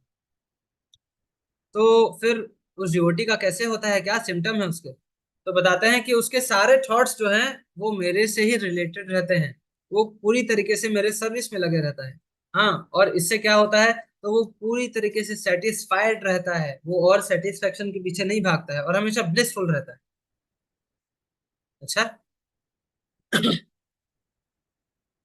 तो फिर आप उसकी क्या मदद करते हैं? आप भी कुछ करते हैं? अगर कोई भगवान से बोले तो भगवान बोलते हैं हाँ, मैं उस डिवोटी को नॉलेज देता हूँ, उसको इंटेलिजेंस देता हूँ, जिससे वो और भी मतलब ना इस कॉन्शियसनेस को, अपना भक्ति योगा में और भी वो आगे बढ़ सके। भगवान हेल्प करते हैं। और 11वें वर्स में तो बता रहे हैं कि उसको स्पेशल मर्सी दिखाने के लिए, आई ड्वेल इन देयर हार्ट्स, मैं उनके हार्ट में निवास करता हूँ। जैसे हनुमान जी के हृदय में भगवान राम निवास करते हैं, वैसे ही भगवान भक्तों के हृदय में निवास करते हैं। तो devotees, sorry, destroy with the shining lamp of knowledge the darkness born of ignorance. तो हमारे हार्ट में बहुत सारे डिजीजेस रहते हैं, लस्ट, एंगर, ग्रीड, एंगर, हाँ, और एनवियसनेस, ये सब जो चीजें हैं ये सब भगवान ही डिस्ट्रॉय कर देते हैं। किससे? अपने स्पेशल मर्सी से। किसके ऊपर करते हैं भगवान? जो उनका डिवोशनल सर्विस करते हैं। सिंपल। तो अब इसके आगे ना इस चैप्टर में भगवान बस वही डिस्कस किए हैं कि इन सब में मैं ये हूँ, इन सब में मैं ये हूँ, ऐसे ही करके। इसका पूरा एक चार्ट है, ये चार्ट है। वर्स नंबर 20 से 39, मैं जूम कर देता हूँ। भगवान बताते हैं कि ये सारे जो क्वालिटी, ये सारे जो लोग हैं डेमी गॉड्स में, मैं ये हूँ, मतलब कि जैसे पेड़ों में मैं बरगद हूँ, और माउंटेन्स में मैं मेरू हूँ, मेरू, हाँ, और वाटर बॉडीज में मैं ओशन हूँ, और रिवर्स में मैं गैंजेस हूँ। तो जो बेस्ट चीजें हैं हर चीजों में, वो सब मुझसे ही आती हैं, ऐसा भगवान बता रहे हैं। इन शॉर्ट अगर मैं बताऊं तो भगवान बता रहे हैं कि उनका जो ओपुलेंस है, उनकी एनर्जीज है, वो कितनी फैली हुई है, कितनी वास्ट है। तो इसी तरीके से चैप्टर 10 कंप्लीट होता है। चैप्टर 11। चैप्टर 11 भी 2-3 मिनट का है बस। चैप्टर 11 का नाम है यूनिवर्सल फॉर्म। असल में अर्जुन ना क्वेश्चन करते हैं यहाँ पर। अर्जुन क्वेश्चन करते हैं, रिक्वेस्ट करते हैं कि आपका जो ऑल परवेडिंग फॉर्म है ना, जैसे आप ये जो पूरे संसार को चला रहे हो, ये आप मुझे दिखाइए। असल में अर्जुन जो है वो अपने लिए नहीं पूछते हैं कि आपने इतना सब कुछ तो बता दिया है, मैं कैसे विश्वास करूं। आप कुछ अपना फॉर्म दिखाइए, आप जो इतना सब कुछ कह रहे हैं। हाँ, तो ये अर्जुन ना हमारे लिए पूछ रहे हैं, क्योंकि बाद में कई लोग क्वेश्चन करेंगे।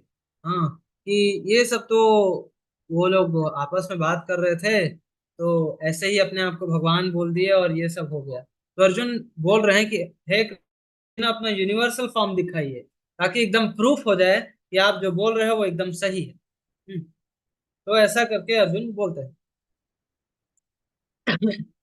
फिर चैप्टर, सॉरी, इसी चैप्टर के वर्स नंबर 9 से 31 संजय डिस्क्राइब करते हैं कि अर्जुन क्या क्या देखते हैं। तो अर्जुन ये देखते हैं कि भगवान ने अपना यूनिवर्सल फॉर्म दिखाते हैं, उसमें संसार के सारे लिविंग एंटिटीज एक साथ अर्जुन को दिखते हैं, सारे डेमिगॉड्स दिखते हैं, शिव जी, ब्रह्मा, इंद्र, चंद्र, वरुण, सबके सब दिखते हैं। सारे माउंटेन्स, माउंट एवरेस्ट, हाँ हाँ, सारे रिवर्स, सारे प्लैनेट्स, सन, हाँ, मून, ये सब के सब एक साथ दिखते हैं अर्जुन को। और उसके बाद भगवान का ये दिखते हैं, भगवान के मुख में वो ना काल रूप देखते हैं। काल रूप ऐसा रहता है कि जितने भी भगवान दिखाते हैं कि जितने भी योद्धा जो अर्जुन के अपोजिट में लड़ने वाले हैं और कुछ जो अर्जुन के साइड भी हैं, वो सब भगवान के मुख में जा रहे हैं, मतलब मृत्यु के मुख में जा रहे हैं। तो इसको जब अर्जुन देखते हैं तो वो डर जाते हैं। मैं पूरा 11 चैप्टर समराइज कर रहा हूँ, हाँ, और 12 चैप्टर भी समराइज कर दूंगा। ये चैप्टर में बस इतना ही है। तो भगवान काल रूप दिखाते हैं और अर्जुन उसको देख के डर जाते हैं। और फिर अर्जुन ना रिक्वेस्ट करते हैं कि देखो अर्जुन का प्रेयर्स, वर्स नंबर 35 से 46। अर्जुन प्रे करते हैं कि हे भगवान, मैं समझ गया कि आप जो है सुप्रीम हैं, सारे जो बड़े बड़े आचार्य हैं, हाँ, नारद, असीत, देवल, व्यास, ये सब के सब आपको एक्सेप्ट करते हैं, हाँ। और फिर भगवान ना, सॉरी, फिर अर्जुन भगवान से माफी मांगते हैं कि मैं आपको अपना फ्रेंड मानता था, मैं आपसे मजाक करता था, हाँ, कभी कभी आपका मजाक उड़ाता था, हंसी मजाक करता था, उसके लिए आप मुझे प्लीज माफ कर दीजिए, ऐसे भगवान से माफी मांगते हैं। फिर अर्जुन रिक्वेस्ट करते हैं कि ये ना मुझे बहुत डर लग रहा है ये फॉर्म को देख के, तो आप ना अपने ओरिजिनल फॉर्म में ना वापस आ जाए। तो फिर जो भगवान जो अपना विश्व रूप फॉर्म दिखाए रहते हैं, इसमें जो विश्व रूप फॉर्म है वही बोलते हैं कि हे अर्जुन, देखो तुम देख रहे हो कि सारे के सारे जो योद्धा हैं वो मेरे मुख में प्रवेश कर रहे हैं, वो सब के सब मृत्यु को प्राप्त होंगे, चाहे तुम उन्हें मारो या ना मारो, इसीलिए तुम्हें लड़ना चाहिए, मेरे इंस्ट्रूमेंट बन जाओ। और इन सब से लड़ाई करो और इन सबको मारो, क्योंकि ये लोग ऑलरेडी, मैंने डिसाइड कर लिया है कि इनकी मृत्यु होनी ही है, ये लोग मरेंगे ही, अगर तुम इन्हें नहीं मारोगे तब भी मरेंगे, हाँ, इसलिए तुम मेरे इंस्ट्रूमेंट बन जाओ। तो फिर अर्जुन एग्री कर लेते हैं। और फिर भगवान अपने 400 फॉर्म में आते हैं और फिर बाद में अपने 200 फॉर्म में आते हैं। जो 200 फॉर्म जो हम लोग वृंदावन में देखते हैं वो वाले भगवान, हाँ।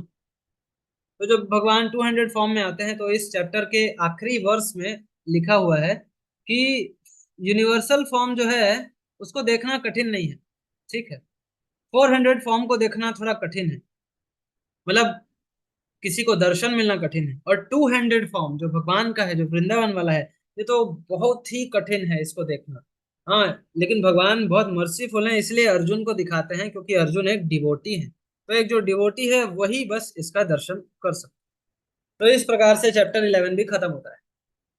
इस चैप्टर में भी वो टेबल ही बनेगा जिसमें अर्जुन अलग अलग चीजों को देखते हैं, ये देव हैं, ये देव हैं, ये पहाड़ हैं, ये ऐसे हैं, ये ऐसे हैं, एनिमल्स, सारे एनिमल्स दिख रहे हैं, ऐसा सब कुछ ये पूरा भगवान के फॉर्म में दिखता है।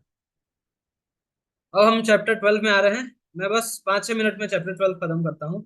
उसमें बस 20 वर्स है, बहुत छोटा चैप्टर है, लेकिन उसकी अंडरस्टैंडिंग बहुत अच्छी है। और जैसे ही चैप्टर 12 खत्म होता है, भक्ति योग का जितना भी लगभग लगभग पोर्शन है वो खत्म होता है, तो हमारा भक्ति योग का जो पोर्शन है वो एटलीस्ट कंप्लीट होगा। चैप्टर 12 डिवोशनल सर्विस, इसका नाम ही है भक्ति योग डिवोशनल सर्विस।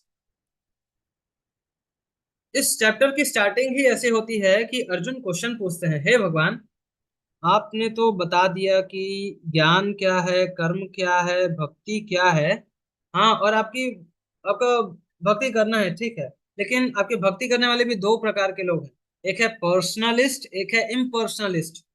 तो पर्सनलिस्ट तो आपके रूप की पूजा करते हैं, आपको पर्सन मानते हैं, और इम्पर्सनलिस्ट जो है वो मेडिटेट करते हैं, हाँ, आपके अनमैनिफेस्टेड फॉर्म पर। अनमैनिफेस्टेड फॉर्म है जो भगवान का, जिसको ब्रह्म भी कहते हैं, तो वो लोग उस पर मेडिटेट करते हैं। तो इन दोनों में अच्छा कौन सा है? अर्जुन ये पूछते हैं।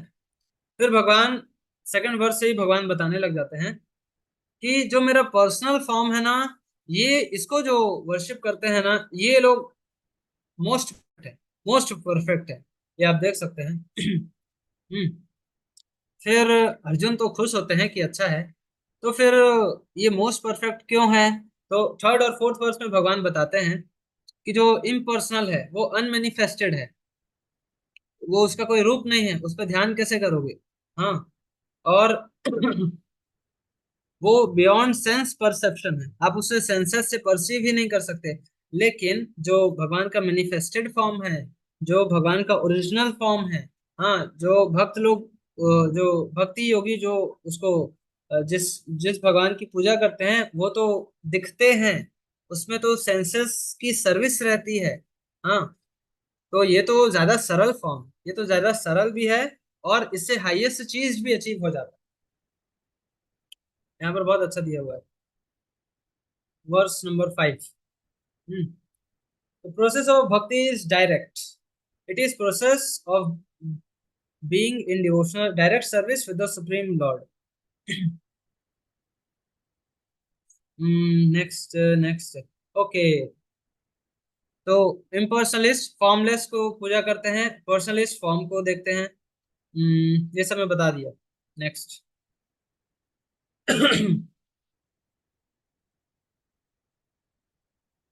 अब वो भक्ति होती कैसी है, तो आप इस चार्ट को देख सकते हैं, मैं जूम कर रहा हूँ।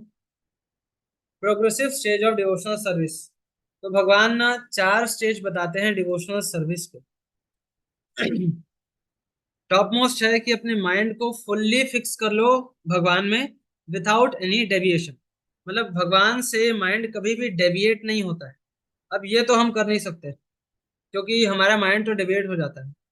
हाँ, कुछ समय चलो रामायण देख लिए, महाभारत देख लिए, फिर कुछ समय बॉलीवुड में आ जाएगा, फिर स्टेटस इधर उधर की चीजें, हाँ, और फिर और उल्टी सीधे चीजें में हमारा माइंड लगता है। तो ये तो हमारे लिए मुश्किल है। तो भगवान बोलते हैं ये नहीं कर सकते ना, तो मैं तुम्हें अगला बताता हूँ। एक तो वर्स नंबर 12.9 में भगवान बताते हैं कि चलो तुम साधना भक्ति की ना रेगुलेटिव प्रिंसिपल्स को फॉलो करो। अब ये क्या चीज है, तो साधना भक्ति की रेगुलेटिव प्रिंसिपल्स है सुबह उठना, टेम्पल जाना, ऑफर करना, चैंटिंग करना, हरे कृष्णा। कई लोग चैंट करते हैं, कई लोग राधे राधे भी करते हैं। भगवान को फूल चढ़ाना, भगवान के लिए कुकिंग करना, प्रसाद लेना, हाँ, कांस्टेंट भगवत गीता हियर करना, पढ़ना। तो ये सब है डिवोशनल सर्विस की regulative principles of devotional service, ठीक है। अब भगवान बोलते हैं कि अगर कोई बोले अरे मेरा तो जॉब एकदम सुबह सुबह रहता है और एकदम रात तक चलता है, मैं तो टेम्पल जा नहीं सकता, मैं तो फूल भी चढ़ा नहीं सकता, मैं तो भगवत गीता पढ़ने का भी टाइम नहीं मिलेगा और चैंटिंग का भी टाइम नहीं मेरे पास। तो भगवान बोलते हैं कि वर्क फॉर कृष्ण, कि अब तुम एक काम करो, तुम मेरे लिए वर्क करो, तुम काम तो कर ही रहे हो। हम्म। और तुम जो है वो बिना काम किए रह नहीं सकते। तो तुम मेरे लिए काम करो। तुम जैसे भगवान के अलग अलग काम रहता है, जैसे दूसरों को भगवत गीता पढ़ाना, हम्म भगवान का डेटी वर्शिप करना, ठीक है, और भगवान की अलग अलग सेवाएं करना। ये डायरेक्टली इन सब चीजों से रिलेटेड नहीं है जो मैंने ऊपर बताई थी, हाँ, रेगुलेटिव प्रिंसिपल से। तो तुम ये सब करो। फिर भगवान बोलते हैं कि अगर तुम ये भी नहीं कर सकते हैं तो एक काम करो, जो वर्क करते हो, जो जॉब करते हो, जैसे तुम इंजीनियर हो ना, तो तुम मेरे लिए ना टेम्पल का डिजाइन करो। जैसे तुम मैकेनिकल इंजीनियर हो, तो कुछ ना जैसे तुम सॉफ्टवेयर इंजीनियर हो, तो कोई सॉफ्टवेयर बनाओ जिससे टेम्पल का मैनेजमेंट सरलता से हो जाए। तो ये तरीके हैं जिससे वो व्यक्ति अपना वर्क भी करेगा और फिर उससे भगवान की सेवा भी हो जाएगी। तो भगवान धीरे धीरे अपना लेवल गिरा रहे हैं कि अगर तुम ये नहीं कर सकते तो ये करो, ये नहीं कर सकते तो ये करो। हम्म फिर भगवान बोलते हैं कि चलो अगर तुम ये भी नहीं कर सकते हो तो एक काम करो कि आप अपना जो जॉब करते हो, हाँ, उससे जो आपका फ्रूट आता है, जैसे आप कुछ धन कमाते हो, हाँ, या आप किसान हो, आप तो खेती करते हो, हाँ, आपको धन भी नहीं मिल रहा है, तो उस खेती का कुछ हिस्सा मेरे टेम्पल में डोनेट करो या मुझे अर्पित करो। इससे अभी कोई बोलेगा कि हम ये सब क्यों करें, तो हम लोग चैप्टर 9th में ही पढ़े हैं कि इससे हम, और चैप्टर 3rd में भी पढ़े हैं इसे, कि अगर हम भगवान को कुछ ऑफर करते हैं तो उसके जो हार्मफुल रिएक्शंस रहते हैं, हाँ, हम जो कुछ गड़बड़ किए रहते हैं, कुछ हमसे पाप हो जाते हैं, या हम उससे कुछ गलत चीज उससे कनेक्टेड रहता है, तो उसके जो हार्मफुल रिएक्शंस रहते हैं वो नष्ट हो जाते हैं जैसे ही हम भगवान को वो ऑफर। हम्म इसीलिए हमें भगवान को ऑफर करना चाहिए। अब हाँ, तो इस तरीके से भगवान नीचे नीचे लेवल्स उठाते हैं। ये हो गया चैप्टर, सॉरी, ये हो गया वर्ष नंबर 12 तक। ओह, वर्ष नंबर 13 से 20 इसमें ये खत्म होता है। अब भगवान बताते हैं कि जो इन चीजों को करते हैं उनके अंदर क्या क्या क्वालिटीज डेवलप हो जाते हैं। अगर कोई ये सब चीजों को कर रहा है तो उनके अंदर क्या क्या क्वालिटीज को डेवलप वो कर लेते हैं। तो ये होता है एक क्वालिटीज, देखिए लिखा हुआ है वर्स नंबर 13 से 14। टॉलरेंट हो जाते हैं, नॉन एनवियस हो जाते हैं, हमेशा सेटिस्फाइड रहते हैं। कई बार अमीर लोग बहुत पैसा कमा लेते हैं लेकिन उनके अंदर सेटिस्फेक्शन नहीं आता है। वो लोग डिटरमाइंड रहते हैं, सेंस कंट्रोल होता है उनका। हमारा तो सेंस कंट्रोल कुछ रहता नहीं है, कभी भी उठते हैं, कभी भी सोते हैं, कुछ भी खा लेते हैं और उससे कुछ भी रिएक्शन हो जाता है और फोन में बस टाइम वेस्ट होता है। और बोलते हैं कि माइंड और इंटेलिजेंस हमेशा फिक्स्ड रहता है। ये सब क्वालिटीज उन डिवोटीज के अंदर डेवलप हो जाती हैं जो डिवोशनल सर्विस को प्रैक्टिस करते हैं। ये क्वालिटीज बहुत बहुत एक्स्ट्राऑर्डिनरी होते हैं। और जो मेरे भक्त होते हैं वो कभी भी किसी को डिस्ट्रेस नहीं पहुंचाते, वो कभी भी किसी को डिस्टर्ब नहीं करते हैं। वो न्यूट्रल रहते हैं, किसी से भेदभाव नहीं करते है, तुम काले हो तुम गोरे हो, हाँ ऐसा वैसा नहीं। वो प्योर रहते हैं, एक्सपर्ट रहते हैं हर चीज में, पेन फ्री रहते हैं, अनडिस्टर्ब्ड रहते हैं। ऐसे भगवान बहुत सारे क्वालिटीज बताते हैं। हाँ, ये उन सारे क्वालिटीज का समरी है एक टाइप से। तो इस चैप्टर के आखिरी में भगवान ये सारे क्वालिटीज बताते हैं।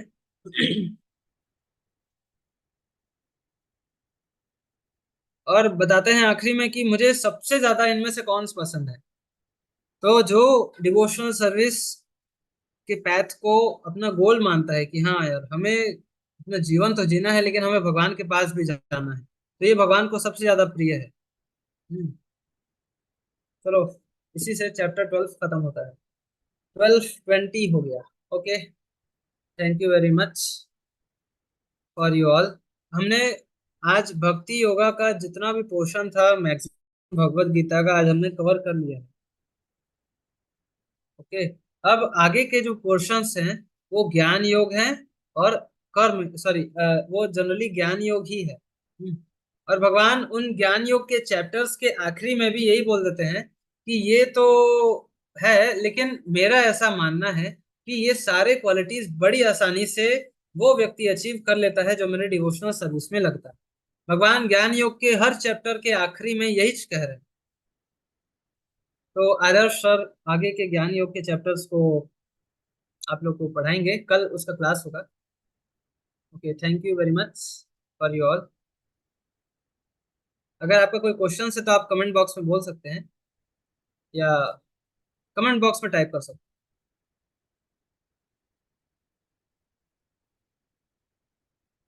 अगर क्वेश्चन नहीं है तो आप लीव कर सकते हैं। इसके जो क्विज है वो कल के क्लास के पहले होंगे। ओ हाँ, हैप्पी दिवाली। अच्छा है, दिवाली के टाइम पर ही आपने जो भक्ति योग है जो मेन चीज है उसे सीखा है। इस इसके जो नोट्स हैं मैं कोशिश करूंगा अगर अलाउ करेंगे तो मैं आपको दे सकूं, केवल भक्ति योग पोर्शन का। Okay, happy Diwali, thank you all for attending this session. Hare Krishna.